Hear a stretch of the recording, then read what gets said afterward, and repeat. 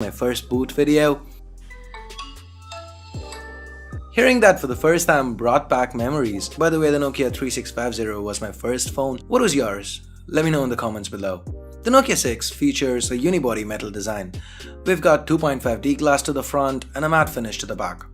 This is Series 6000 aluminium here. With its chamfered edges, the Nokia 6 screams premium. Feels nice in hand too.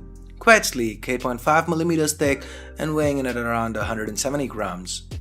Let's now take a closer look at what's where. To the front, on top, we've got the notification LEDs, sensors, a earpiece that doubles as a speaker, an 8MP camera and the Nokia branding. That's followed by a 5.5-inch Full HD IPS LCD display, meaning a pixel density of around 400 pixels per inch.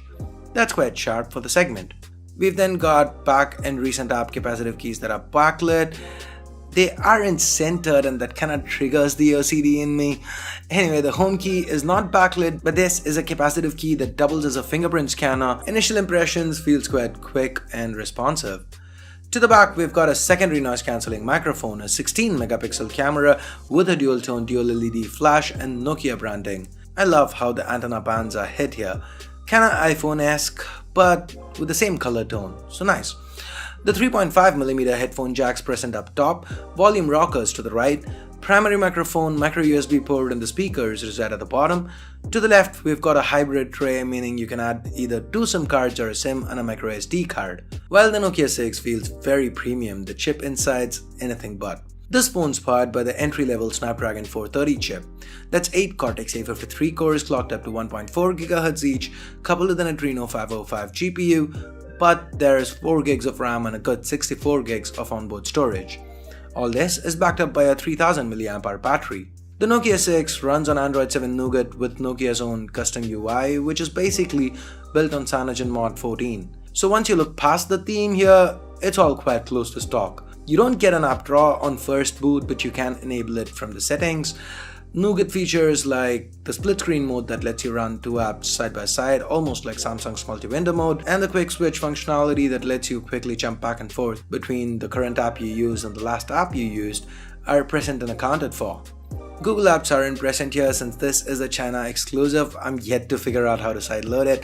I will before I review this phone. Anyway, the camera app is quite simple. You can turn on the manual mode that gives you more options. You also get to turn on grid lines, switch the theme and so on. This is a 16MP camera to the back with an f2.0 aperture and support for face detection autofocus. The selfie shooter is 8MP, again with an f2.0 aperture. Both cameras can shoot videos up to 1080p at 30 frames per second. These samples you're seeing were quickly shot around the office.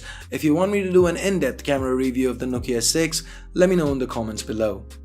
This phone is priced at 1699 yuan, that's about 17,000 Indian rupees or about $250 US. That is definitely more expensive than others with similar internals. Is this a case of HMD Global trying to cash in on the Nokia nostalgia?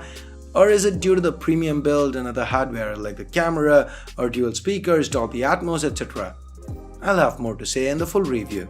So that's it for this quick unboxing video. If you have any video requests for the Nokia 6, head on over to the comments below. If you do want to pick a Nokia 6 up, I'll leave direct links in the description below. Use them if